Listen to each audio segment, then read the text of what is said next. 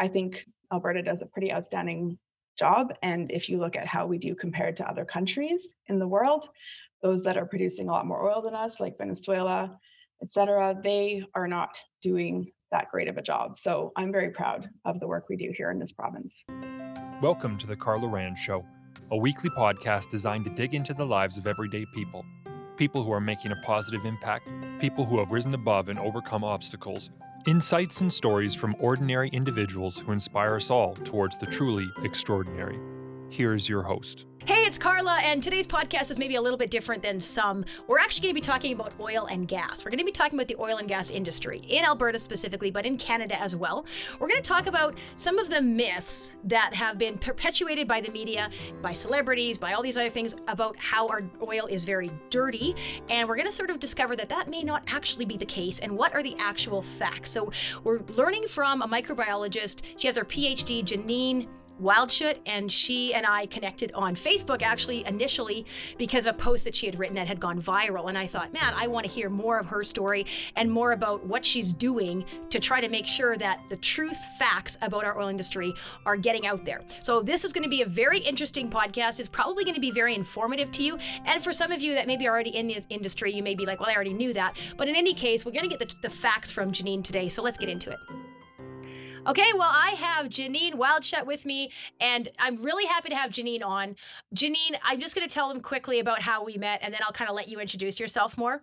So I was on Facebook, like I sometimes do, and I was looking at this post that suddenly came into my feed. I don't even know where it came from. Maybe somebody shared it or something, and it was about the oil patch. It was about kind of like the explanation and a little bit of a myth buster on kind of what the oil field does, particularly here in Alberta. And as I was reading the post, I was like, wow, this is so articulate. This is so well written. This is so like descriptive. And it's so like hits the nail on the head. And so I actually messaged you and I said, I don't know who you are, but can we talk? So we had a great conversation. And after our conversation, I was like, I got to have Janine on the podcast. So Janine, thank you so much for being on here with me today. Yeah, of course. Thank you for having me. It's my pleasure. So tell us a little bit about where you're from. I know you grew up in Brooks and now you live in Calgary, but tell us a bit about your family and your education, especially. That'd be cool. Sure. Yeah, so my mom and dad are immigrants from the Netherlands. So they came to Alberta about 40 years ago, and my dad was a horticulturalist and my mom is an artist. As you can see, I have one of her paintings behind me. So they are, like really hardworking landed immigrants. They really had to settle, learn a new language, and live off of the land in the Brooks area. And so I grew up in Brooks, and I went to school in Dutchess, which is nearby. And I ended up wanting to leave there as soon as I could because there wasn't a lot of opportunity there. And all I grew up around really was farming and oil and gas. That was a really strong resource of work in the area. So those were not really my goals at the time in life. And so I left Brooks, moved to Calgary, and I started going to the University of Calgary. And I took a cellular, molecular, and microbiology degree. And then I transferred that into a microbiology PhD. So I have my PhD in microbiology. Cool. Graduated from that, I realized I wanted to be a professor to teach, but I didn't really have the financials to continue on in academia. And so while I was doing my PhD, I got exposed to the oil and gas industry. We got to do some research on a gas field. I went out into the field near Medicine Hat working for a company, and I really gained some appreciation for the oil and gas industry then and the people in it. It was, from my home, I recognized it. I enjoyed it. And I thought, this is kind of what I would like to get into somehow. So I went to a career fair, learned the word environmental scientist, and then I applied for all the jobs that existed in that. And because I didn't go to school for it, I got the one job I could, which was up north. So I moved to Fairview, Alberta, and then started working in the environmental consulting industry. So basically, for the past 13 years, I've worked either as an environmental consultant, where basically what my job is to clean up oil and gas sites. And also for over 5 years, I worked at TransCanada Pipelines as a remediation specialist. So supporting the cleanup initiatives for that company. Cool. And that's basically a summary of how I got to where I am today. Good. Well, thanks, Janine. That's a really good description. It kind of helps us understand sort of some context about like where you came from and what's going on. And so when you're cleaning up these oil spills and stuff, were you surprised by anything? I was surprised how good it really all was. So I've been engaged in releases. I've cleaned up or been part of the cleanup of hundreds of well sites. And once I got into it, I realized that the oil and gas industry is really not as bad as people make it out to be. I thought it was this dirty, disgusting industry that I was going to go and clean up, but the majority of the time, it's really not like that. I mean, we have had some cases of like work being done in the 60s, 70s, and 80s where there were not that many environmental standards anywhere, including Canada or Alberta. And, mistakes happened and there are some legacy sites that have those issues. But current today's standards are so much better, and they implemented the proper regulations as of 1996-ish is when things really started to get a lot better. And since then, we have been doing a pretty outstanding job on producing oil and gas. We have great standards, great regulations, and we do a pretty good job. So it's not really as ugly as I thought it would be. So did you like when you hear, maybe the celebrities or the mainstream media or whatever talking about dirty oil and the tar sands and all that, did you kind of, because you'd heard that, did you kind of think, oh, it is going to be pretty dirty? Like, did you have that expectation? It sounds like you did. Yeah, 100%. I mean, as we all know, the media only shows the worst of the worst, right? So that's all I saw. I, envisioned these ducks and seals covered, not seals in Alberta, but you know what I mean? Like Yeah. in the media, you see these releases and it's wildlife covered in oil slick. And that's what I thought I was getting into. And it's not like that. It happens. It's very unfortunate. But unfortunately, it's just the outcome of energy development. And I'm by no means, I would like to point out right off the bat that I'm not a political person. I am not an economist. I'm not a climate scientist. I am just I'm an environmentalist. I love the environment. And that's, like really what I do day to day is taking care of the environment and helping oil and gas companies clean up the impacts that they have made producing oil and gas. And I think Alberta does a pretty outstanding job. And if you look at how we do compared to other countries in the world, those that are producing a lot more oil than us, like Venezuela, et cetera, they are not doing that great of a job. So I'm very proud of the work we do here in this province. Yeah, and I've heard it, and maybe it was you, but I've heard other people say that we're like the top in the world. Is that accurate, would you say, Janine? Yeah, I was watching a presentation from this man named Chris Sablicki. I apologize if I pronounce his last name wrong, but he's a huge advocate for us in this industry. He's in Calgary, was the CEO, I believe, of Modern Resources for a while, and he does TED Talks, and he's talked to Rex Murphy, and he's a huge advocate for us. And it was actually one of his presentations where he said he went to Germany, and they were, he was dealing with oil executives or some, corporate guys, and they said that they look to us to figure out how to develop oil and gas because we are the gold standard. Absolutely, yeah.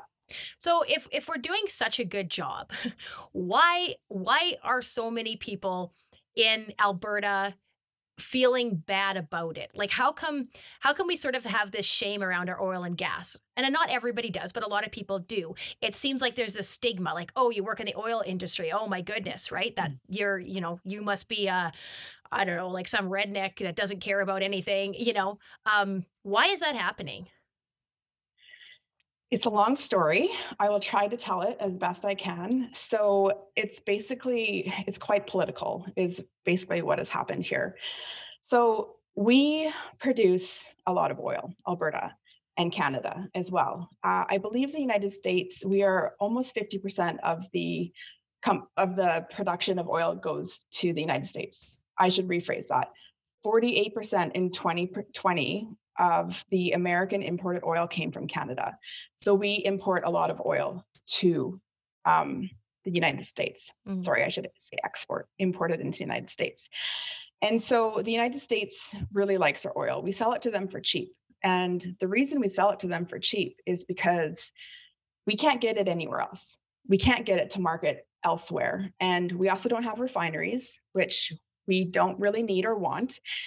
Basically, you want a refinery when the product is to remain in that place. So we basically, if we want to be successful financially, we have to get our oil to market near the market, which is the eastern market, which is south to the borders of, southern United States, or to our market, either the East Coast or beyond.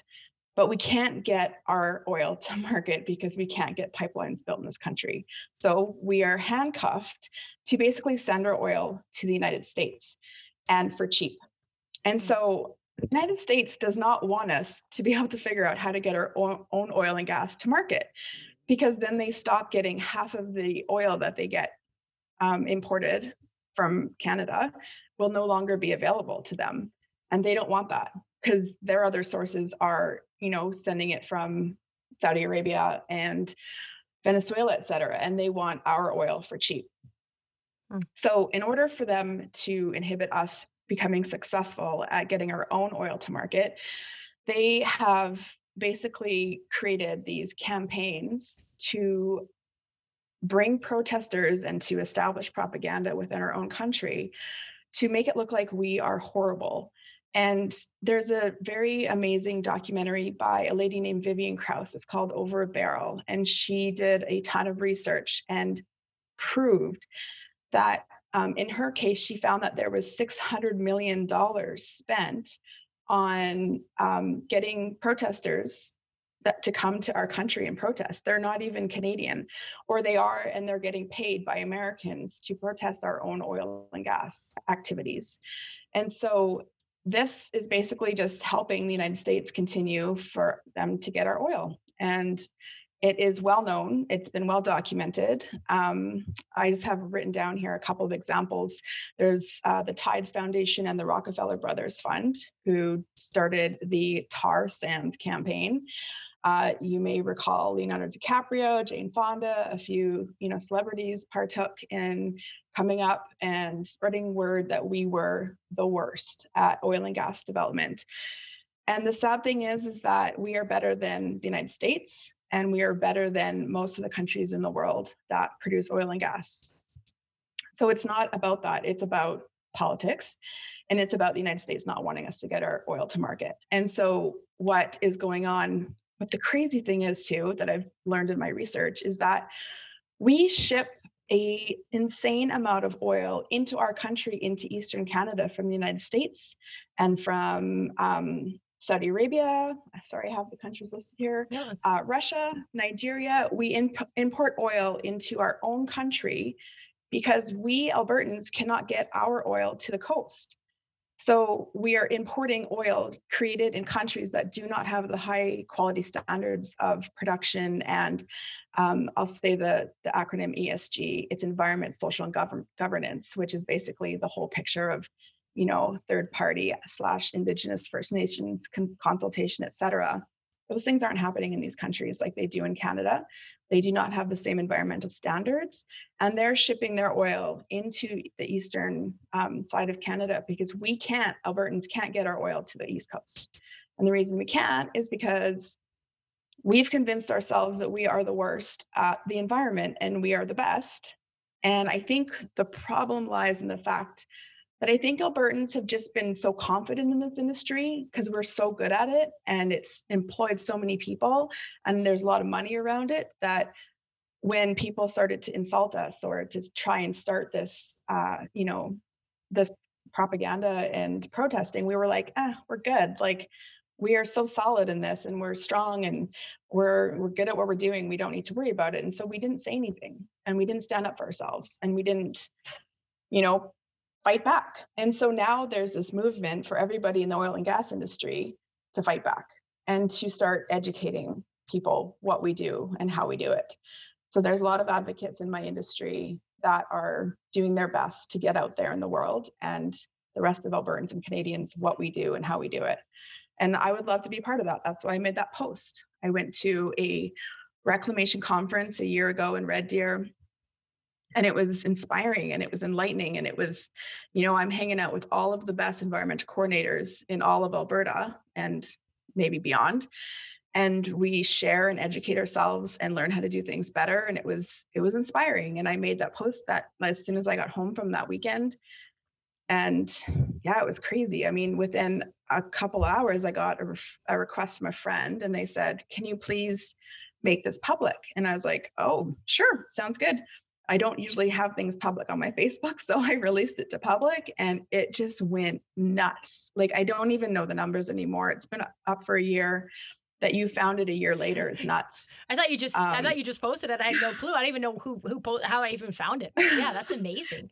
Yeah. Yeah, I posted it a year. It was March 2020, and it was shared, I think, 250,000 times. Wow. It's the first thing I've ever done that's gone viral. So it's been crazy. And for the first couple of weeks, I was really excited. It was a rush. The feedback was phenomenal. My boss was like, "Get this out on LinkedIn, like share this with more people."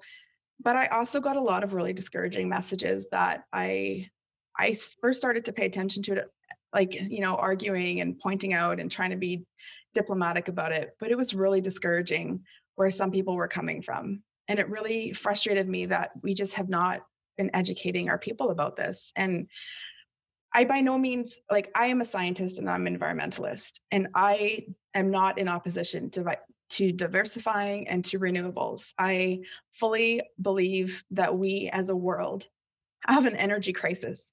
We are short on energy, and we have too many people on this planet.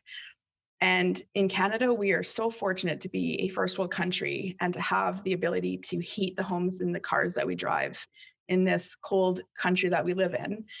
But we live in an amazing country. We do not have to deal with things that, countries like India and China have to deal with. Like, I heard also in this presentation from Chris that in New Delhi, they had to close down their airport because they burn coal as an energy source, and they cannot land their planes because there's so much smog in the air. And there's hundreds of thousands of people, like babies dying and asthma and respiratory illnesses because they burn coal, because they do not have clean energy. I'm not saying oil and gas is the ultimate solution. It's not sustainable like renewables are, but it is necessary. And we as Canadians can provide this clean, relatively clean, good energy to countries like India. So if we could only figure out how to get our oil and gas to market, we could be doing a lot better as a country. So that was a long story. Well, that's good. Well, I hope I covered it all. Well, what is it going to take for us to get our oil to market? Because that seems to be like the biggest problem here. Why is this not happening? Yeah, it's the red tape. It's the political red tape and the regulatory requirements to get our pipelines approved. And when we go to try to get a pipeline approved, the general population is watching the worst of the worst on the news. The 1% to 2% of the protesters that are really opposing this, like when we hear about First Nations in opposition, yes, there are some, but a lot of them are supportive of oil and gas and are employed by oil and gas and want things to be approved. So we really it's just so typical of media. You just see the worst of it. That's all you see. You don't see the best of it. And so we're not publishing good news stories about what we do, that we've like pumped millions of barrels of crude oil with no incidents. I mean, there are some, but considering how much volume is moving, it's not that bad. And it's way better than any other options. And it's just, we have to get into people's minds that we're not getting off of oil and gas in the next century. We aren't. We need all the energy, and we need to do it all like better, always. And investment in research on how to do it better is always essential and will be essential for the rest of our lives and continuing on into newer generations. But we need all the energy right now. We are having an energy crisis. So if we could figure out as a planet how to get our resources to the places that it needs to go, we as Canadians and Albertans would be doing a lot better, I think. So why, like when you think of somebody like, you mentioned Jane Fonda, Leonardo DiCaprio, some of these other celebrities that are really, they actually fly over here to tell us how bad our oil is. What is their solution then? If we're gonna stop oil production because it's so bad, apparently, according to them, then what's the other option? I don't know that there is an option. I mean, we need to do more research. If we want to fly, we need oil and gas. If we want to drive yachts or build yachts, we need oil and gas. Like, I find the hypocrisy behind them coming here and insulting us. I mean, I have you been to Bakersfield, California? Like, I was driving through California, and I drove through Bakersfield when I was quite new in the industry, and my jaw dropped. I was horrified. That place is disgusting. And so the United States is no better. And I find it very hypocritical for them to criticize us. The solution is to continue figuring out how to diversify. And I am not opposed to renewables. I think that we need to consider all the energy sources, but renewables are not the clean cut solution to this problem. They still have their issues. We still need to get better. We still need to look at, other options. But I mean, the thing about, for example, solar energy, like mining for those elements to make solar panels is also not great. But I find that because people don't have it in their backyard, they don't mind. It's not that big of a deal anymore. But even solar farms, like, they're not the perfect solution to the environment. They are creating unarable land. They are creating other issues. Like, those panels are having pilings driven very deep into the ground, and the cleanup of those solar farms is not easy either. And there's a lot of metals involved, and even oil and gas consumed to build them. They are more sustainable, and we do need to get better at it, because currently they do stop working after about 20 years, and then we're challenged with decommissioning those. Wind farm is another issue. Those are killing bats and birds, and they are also another problem when you need to get rid of those windmills and those massive structures that were extremely high investment to build, and then 20 years they're no longer useful, and now we need to find a home for this material that is not recyclable. They can't recycle those windmills, so they're lining them up in landfills.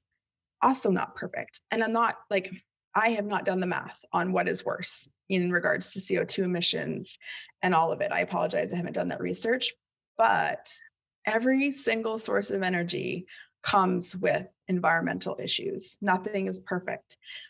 But again, I just strongly believe that we need to use all the energy we can possibly figure out, plus keep diversifying and doing more research. But I think oil and gas needs to be part of that picture. And by trying to just push it off aside and say it's not going to be around in the near, decade, that's not going to happen. And so I think we need to figure out how to just keep doing it better, how to get our oil to market, how to figure out how to cut through the red tape. I mean, I worked at TransCanada Pipelines when Energy East, as well as the Keystone XL pipeline, was canceled. And I saw the billions of dollars that company invested trying to get those approved. And I don't blame any other company for being too scared to try, because TransCanada is one of the best companies in environmental and everything that they do, technology. They are the gold standard in pipeline. And if they can't get it approved, I mean, I saw those permitting and planning people trying to get that stuff approved, and they could not. They spent years and billions of dollars trying to get it approved, and it just got canceled. That's an insane shame and loss on our country. So who's canceling it then? Is it the government? Is it the federal government? Like, why is this not getting approved? Do you know? I apologize that I don't know this exact answer. Okay. I do believe it's the federal government. I think they make the final call. And I know, like, for Keystone XL, it was like approved for Trump and then canceled as soon as Biden came in. So that, of course, is getting right up to the top for final decisions. Energy East, I believe it was the federal government that canceled it. Don't quote me on that. Mm-hmm. But I just think it's really a shame that these things aren't happening. And it's also insane. Like, I've talked to companies, or like, I was chatting with a guy who works in Calgary for a company that also produces oil and gas in the United States. And he just said that the administrative burden and the regulatory requirements around producing oil in Canada is extremely taxing. It's extremely expensive, time consuming. Some steps maybe aren't necessary. And it sounds a little bit hypocritical, because I do I am proud of how Canada is in regards to our regulations, but sometimes there's too much red tape to get projects to be approved and to go through. And I'm okay with it if it's about the environment. I'm not okay with it if it's about politics. So Yeah, and it seems like it's such a frustration to me too, Janine, because I'm like, there's so much that the media does to sort of sabotage all kinds of things that could be good, right? And the oil and gas is one example of that. And I just feel like, what can we do? Like, what would be the solution? Like, can you comment on that, Janine? I think the most important thing is we're seeing it right now with COVID, for example. It's the people that aren't educated in this space that look at sources that aren't appropriate.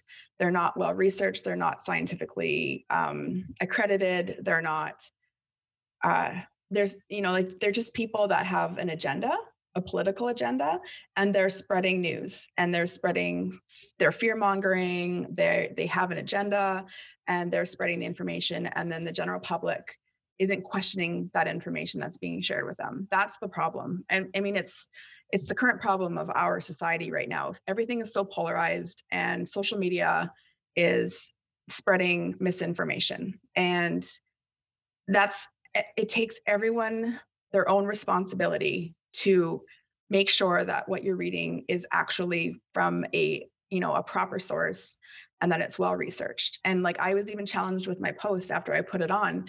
I didn't have all the preamble about who I am and what my experience is. And as soon as it went viral, people were like, who are you?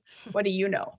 And so like, I kept circling back and I would update it. I'm like, by the way, like I have 12 years university education, I have a PhD, blah, blah, blah. Like I every time I went back in and then I was like, well, where's your sources? Okay, I go back in and then I added the sources. I was like this is researched information. Like my sources are solid.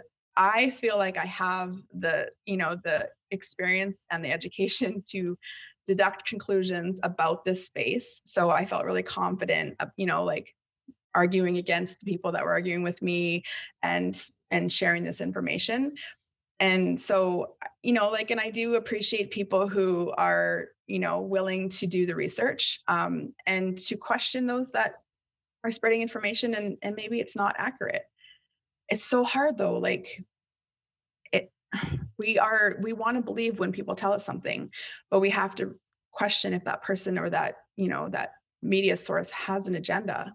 And sadly, most of them do have an agenda. Mm-hmm. It's about money and it's about politics. And so that's why I really am proud to do this, because it's not about money. It's not about politics to me. It's just about the environment. That's all I care about. And that's, these are the conclusions I've made in my experiences. And so I think it's just a matter of the oil advocates who work in this space to keep spreading this information. And, the 80% of people that are on the fence, really spending the time to do their research and not spread misinformation. If you're unsure, don't spread it. Like, don't share it with people, question it, ask it, but that's the problem is there's so many people that are so unfamiliar with the information that they don't know what they don't know. Mm-hmm. And I think that's the problem is those kinds of people. Yeah. And so I guess the solution would be, partially and that's why I wanted you on here today, Janine. And thank you so much for everything that you're sharing. But to be able to find what are the facts and then to be able to look at different sources, because sometimes, mainstream media or somebody that you would assume would be, well, this must be factual. It doesn't mean that it is factual. To the point that every time that you watch the news, you need to watch it as if it's I don't know, some kind of it's just a movie, and you evaluate the movie and you say, do I agree with this movie or do I not agree with this movie?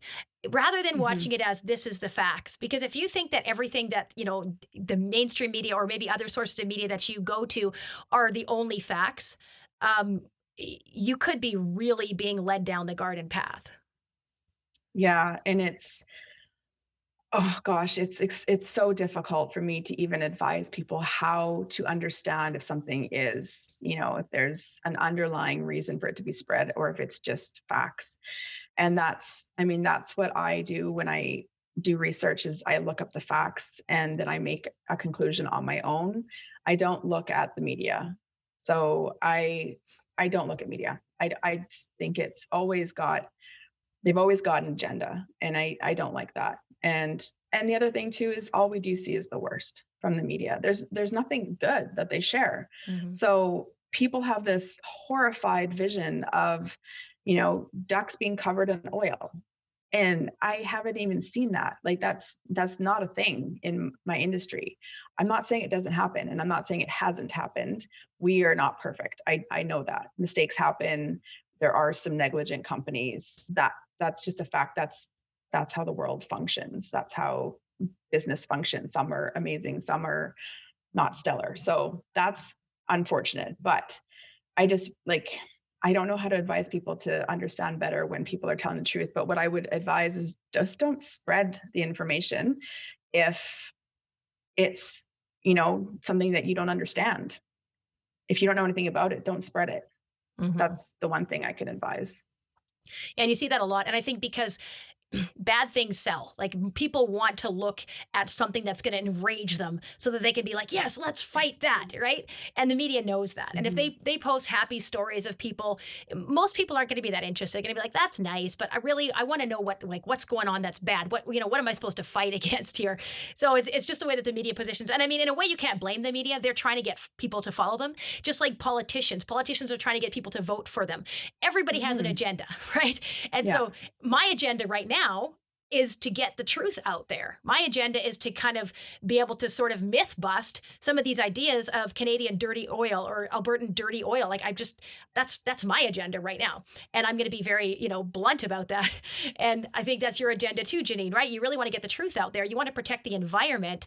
And by protecting the environment, actually producing clean oil is going to be the best bet for the environment rather than shipping oil from countries that are not doing a good job of it. You're actually causing more damage. So we really need to look at the big picture, and we really need to be able to look at some of the mainstream media, some of the celebrities, and all the stuff that people are sharing about Canadian or Albertan oil. Do they actually know what they're talking about? Are they an oil company, or are they an environmentalist like you that's actually in the trenches doing the work?